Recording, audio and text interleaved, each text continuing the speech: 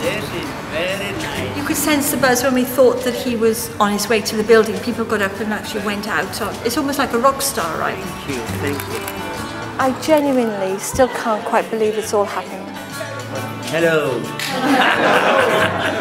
I was told to come and say hi. Clearly a lot of what he believes is not about religion, it's about humanity. We just have this one word. If we mess it up...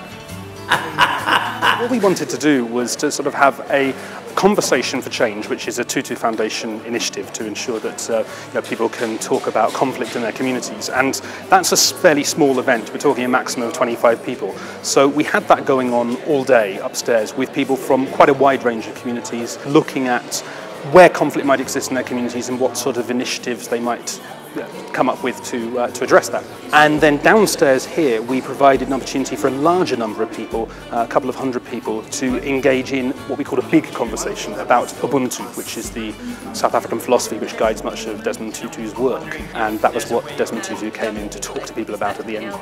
As much as his advisors tell him what he should be doing, ultimately he decides what he's going to do. And when he was sitting supposedly for a minute with groups today, each group, clearly it wasn't going to be a minute, and he was in here much longer than that. He's one of those individuals that I have in my plans, in my life plan, that hopefully one day I'm going to meet.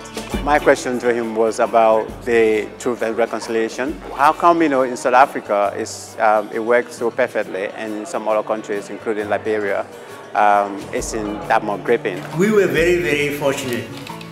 Somebody up there was betting for us that we should have had a Nelson Mandela. I mean, he spent 27 years in jail to prove,